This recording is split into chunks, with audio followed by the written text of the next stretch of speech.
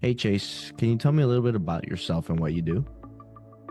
Yeah, definitely. So with my company, my property, what we do is a lot of maintenance, landscaping, and construction installations.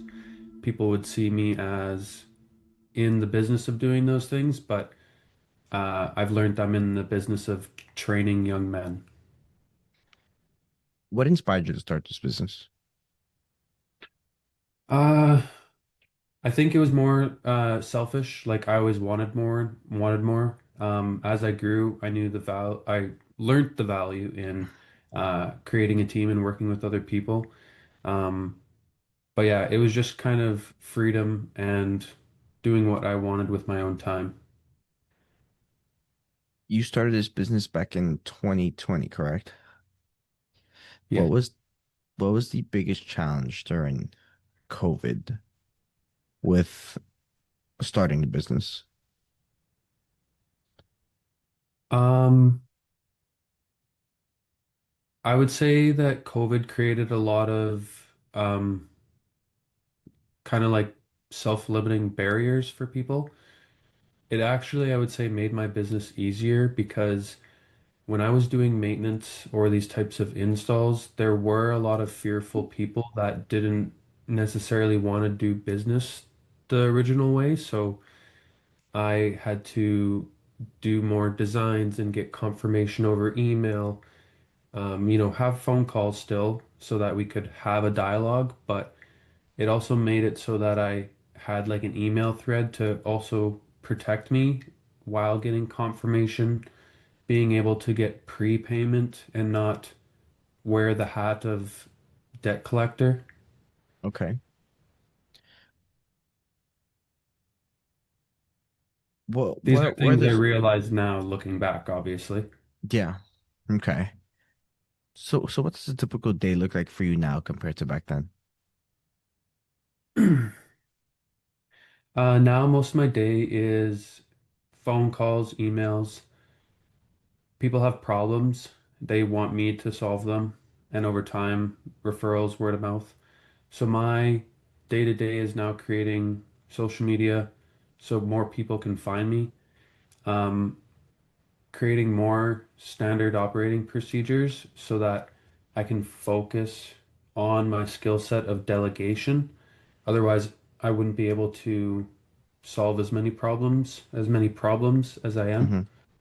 Before, I was on pen and paper.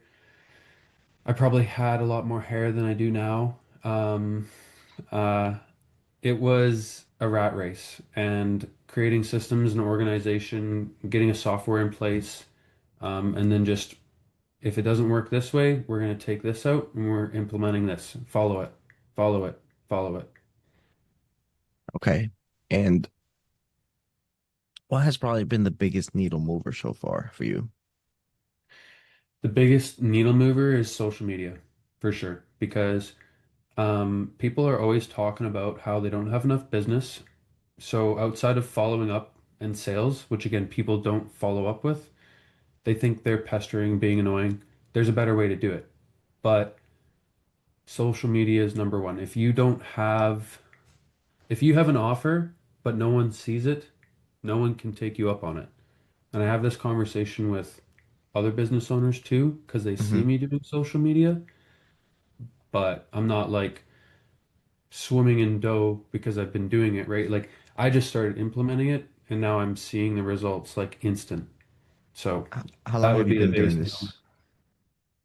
The social media, Yeah, social media side. probably a year. I've been doing it Okay. a year now, and all it consists is me collecting photos and videos as I'm doing my regular day to day. Easy. Okay. Let's dig a little deeper on that social media stuff. Are you, how are you approaching it when it comes to making content? Are you trying to inform people? Are you offering your services, or how is it? How do you approach it? Um, when I'm doing social media, I typically will do a before and after. People like seeing video content though. It's just more pleasing. I'm sure you'll say the same if you've ever caught yourself doom scrolling. Videos are easier to watch. Um, Copying other people that are already getting a lot of views is a good way to do it. So you can make a list of content you could shoot for. But I would say before and after photos, that type of stuff you have to collect anyways for your own peace of mind and for future SOPs. Because maybe you did something on a job and it could have been smoother. Mm, You're always critiquing yourself, but you should be doing that with social media too. More, better, new. More, better, new. And people don't want to be sold. They just want to see it, and then they'll spark their own ideas. Uh, and then they're like, "What do I do? What do I do?" And you got to hold people's hands to the finish line. So after your post, always have a call to action and try to have multiple. That would be my best advice. I see. Okay. What percentage of new clients come from social media? All of them. All of All of them. them. Yeah, Oh, yeah. really? Because people either say, "I saw you on Facebook." It was a referral. I mean, referral would be outside of that, I guess. But if it's Hmm. not a referral, it's someone who's seen me on Facebook or Google search me. Hmm. And even on Google, I update our projects. So again, it's I social see. proof. Yeah. Okay. I think And do you have a website? I do have a website, yes. Okay. Wow. So social media. So so do you plan on doubling down on that, or what's the strategy now moving forward? Uh, yeah. So doubling down, that's kind of the more better new, more better new. So my new stuff right now is doing a lot of the reels. So I do like Okay. 20-second to 30-second reels. Um, that would be the biggest thing because value-wise, when people see it, the content looks good, like with the actual like graphics and everything. Um, but it just makes me, I don't know, I feel giddy when I watch the video. It just feels like influencer wise, like that's the Mm, feeling you get. okay. Um, but I have content like from August right now that I haven't posted. So I got like almost 3 months of content that I'm like backlogged. Oh, really? Okay. So I'm interested in this next question then. Which part of your business feels very time consuming right now? Quoting. Quoting. How come? Um, because I have to do it because I haven't trained anyone. So it's my fault. It's always my fault. Uh, but I want to make sure we're being profitable, so I still have to put my most attention into making sure we're pricing the jobs correctly. That being said, I did hire an architect designer who will be doing the quoting, but before those quotes send out, it will like we're gonna have a team review. So Hmm. whether I just review it and then I respond back and we do that online, or if we do like a team a team meeting so we can still work from home and review it, that would probably be better because then I can say, okay, I think this section should be changed because of this. And then that way I'm more, again, back on the role of delegating instead of dipping my fingers in there and going in. If I go in there and change it myself, who is getting trained? No one. Got it. Okay. You have to let people fail. Yeah. It's on my Seems dollar. it's usually the way it is, yeah. So, with that being said, though, how do you delegate throughout your team? What's that process look like?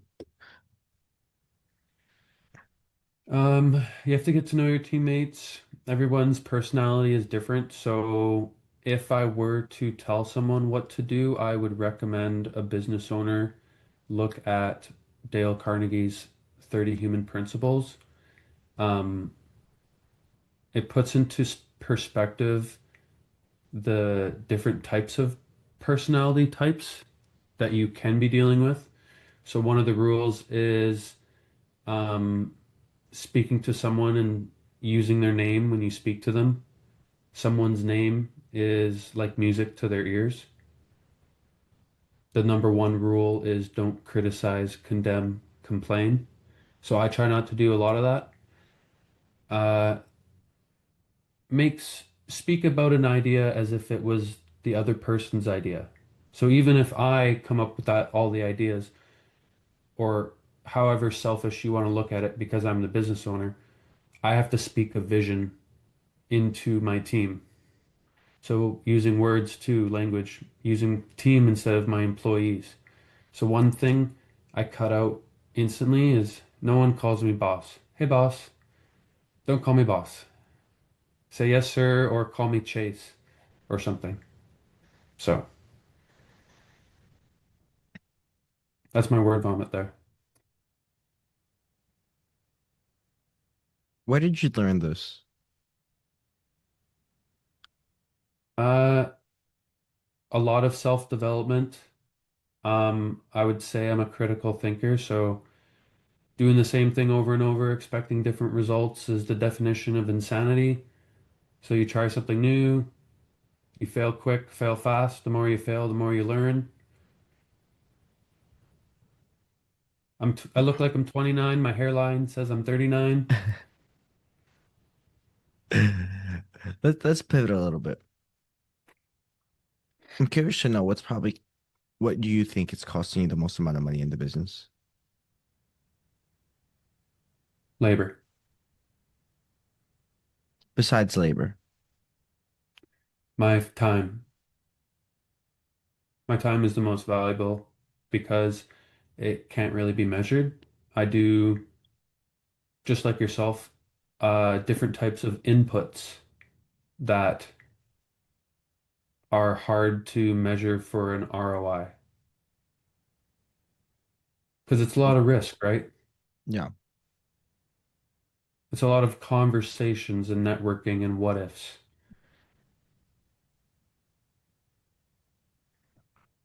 Build it and they will come. Which part of the business do you think you have least control over? Is it maybe the client acquisition side? Is it follow-ups, project management, customer satisfaction? Which area do you feel you have least control over?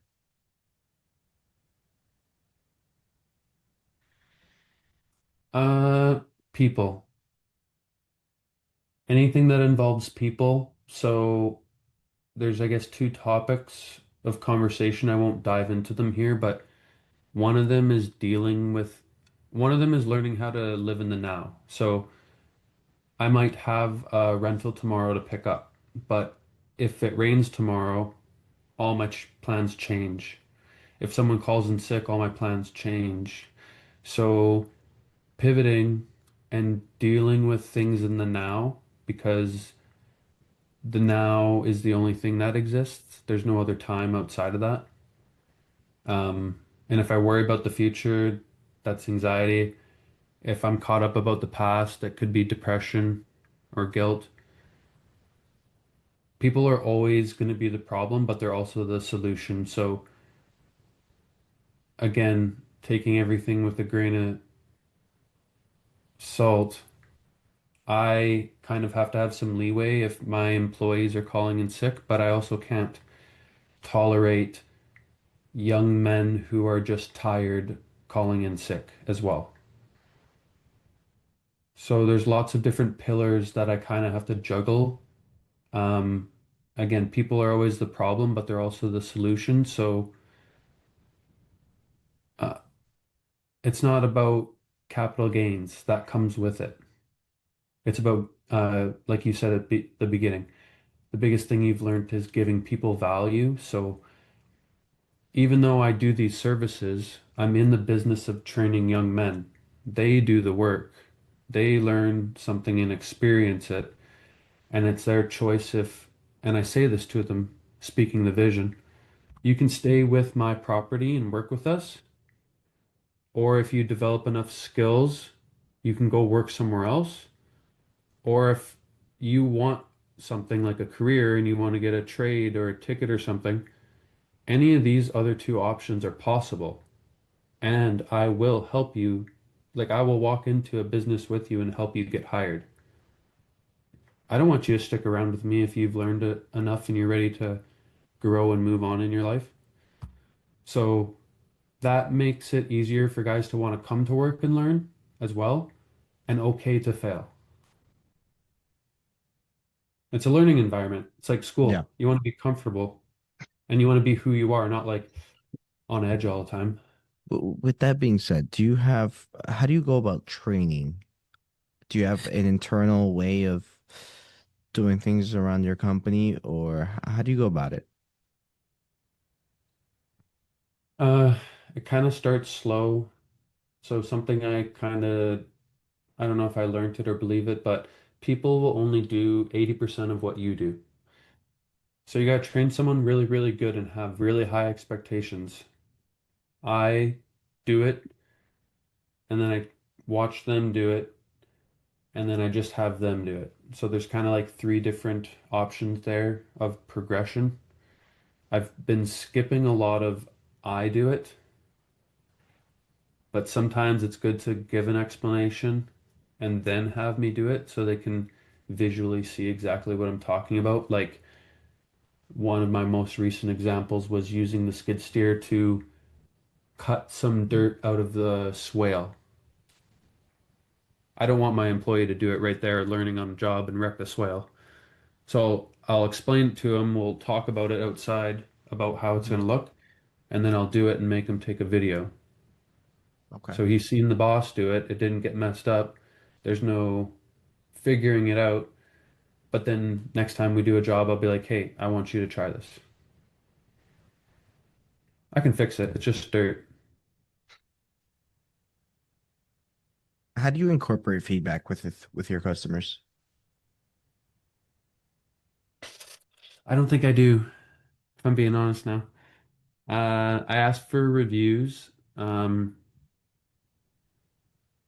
Typically, I have incorporated a lot of like very, very good communication to prevent a lot of problems that have come up.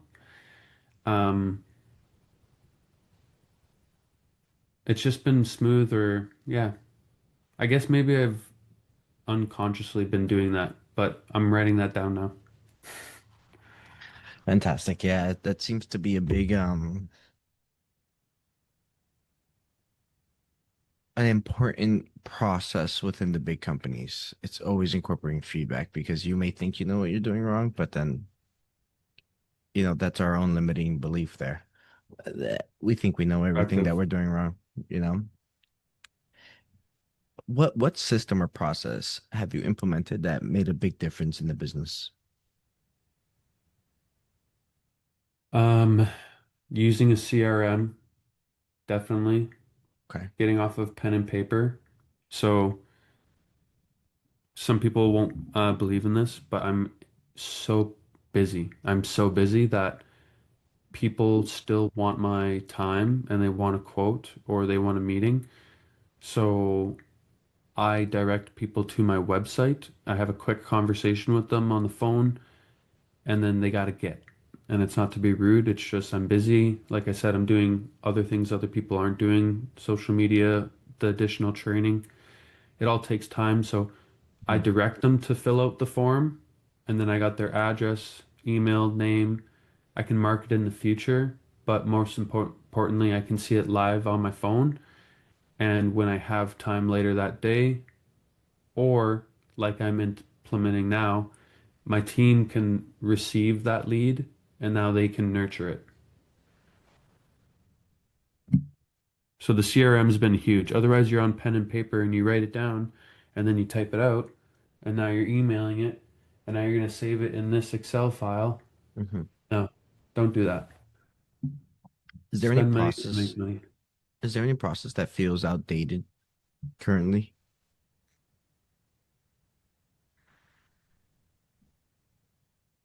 I would just say like what I see other people doing.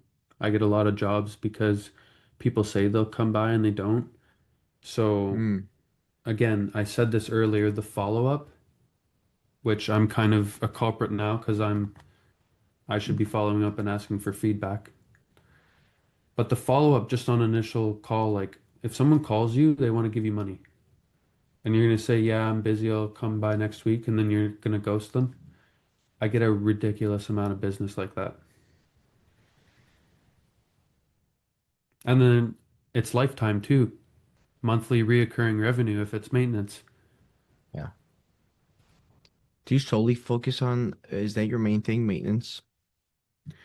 My main thing is maintenance now because I don't have to compete and chase for installations. Okay. Um, if that makes sense, because then also the risk doing the maintenance is less as well. There's less moving parts. Um, yeah, Where do you see yourself with the business a year from now?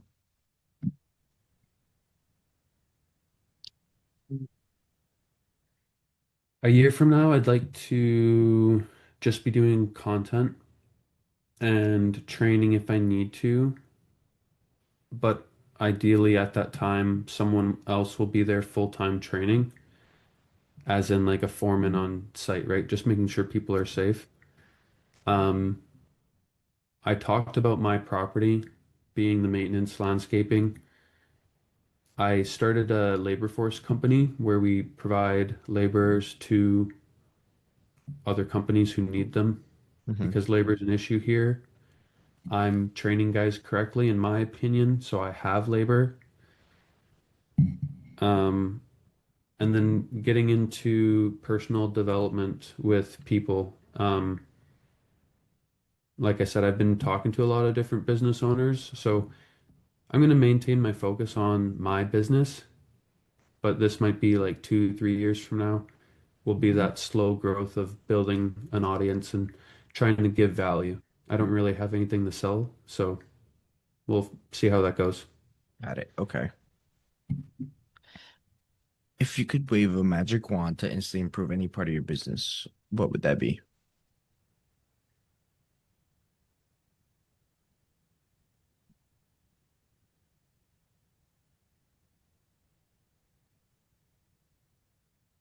I I would say cash flow.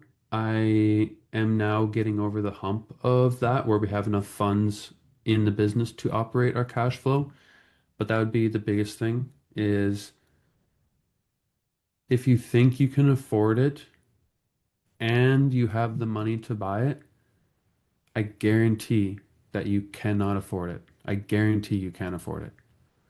So if you think you're going to go buy a new truck or buy a new tool, you should make sure you have double or triple, like you should be able to buy three of those before you go and buy one of them. And I don't know if that makes sense the way I'm saying it to Hmm. people, but educate yourself, look into it. If you don't know your numbers, you you will be so defeated. With that being said, what's probably the single biggest challenge that's holding you back from achieving that? Achieving what where I want to be in a year. Yeah. The people, having the people trained, um, having the right person in the right chair. So I don't want, I want someone who's going to come to work and be happy about what they do. And I don't want them to feel like they're trading their time. I want them to not be excited about work ending because they want to get the hell out of there, you know? I want to teach people how to have a balance. So I'd say the biggest holdback is the people right now because the new hires are always younger men who are maybe just starting or they're for sure lost. So it's not just like training someone to rake dirt or back up a trailer. It's like training someone to like be in their mind all day and work with other men or women. Be a good human. So if you could go back and change three things with your business, What would they be? Change three things about my business. I wouldn't have spent so much money right out of the gate doing stuff I didn't think I would keep doing. So like ice rock with the spreader truck after doing parking lot like for snow control. I can just hire the ice rock out. I don't need to do that. I don't need to buy the equipment. I don't need to do that. You get this idea, we got to do it all. We got to do it all. If you get the idea, you got to do it all. It's just key man risk, and you're just creating a really, really expensive job for yourself. Um, so spending money wisely on services that I'm actually going to offer, sticking to those services. So having focus. Most entrepreneurs, I've already talked about three businesses, but like I said, focusing on my property, your focus. And the third one, sacrificing things. Um, you cannot be the same person you already are if you're trying to grow into the new you. So you're going to sacrifice a lot of stuff, a lot of feel good stuff. Feelings aren't a good master. So the heart is deceitful above all things, wicked as could be. Who knows this? So if something feels good, like playing video games, it's time to get rid of that because you have more to offer. So, what advice would you give to somebody just starting out in your industry? In my industry, Yeah.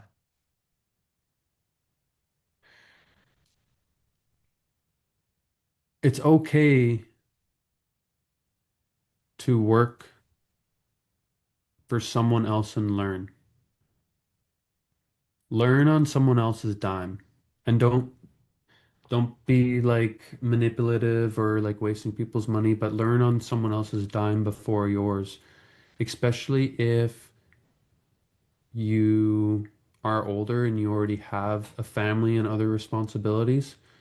Um, you have to kind of lay things out in your head before you do them. Now, people can't get caught up in procrastination and always planning, but like do one job. Offer a service on Facebook or any platform where people can take you up on it. Kijiji, Craigslist, whatever. Offer one service and do it. And know how much money it costs you to do it in every aspect. Material, time, all that. And once you do that, if it went smoothly, do it again. Do it again. Do it again. Do it again. If you have a hiccup or a red flag that comes up, address that. See what you can implement so that never happens again. Repeat the process. Don't jump in with 2 feet. Do it as like a side hustle. That'd be my biggest thing. Learn Are there any trends you see coming up in the industry that you plan on implementing? trends. Um, I watch a lot of like more famous content creators, so I copy their videos. I would say that would be more of a bigger trend. Not really outside of that.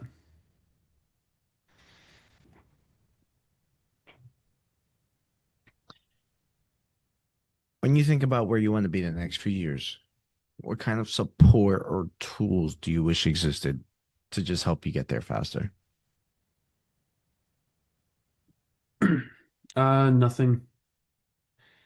It's all out there. Everyone's done it before me. I'm not reinventing the wheel. A big thing I've used is I've used a lot of Chat GPT or AI platforms. Um, you can duplicate your time, duplicate your time without having to hire someone. So you can put a system in place like the CRM to increase your time. Um, that would be my biggest thing for you to have an edge on your competition is speed of implementation.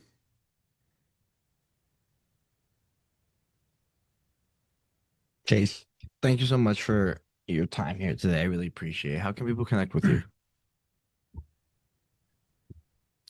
Um, Sorry, what was that? How can we what? How can people connect with you? Connect with me? You can message me directly on any social media platform. That's probably the best way to get a hold of me if people have questions or whatever it may be. I have value to give, so I hope it can help someone else not suffer. Chase, thank you so much, brother. I really appreciate you jumping on this. Yes, Marvin, it was great. I really appreciate you.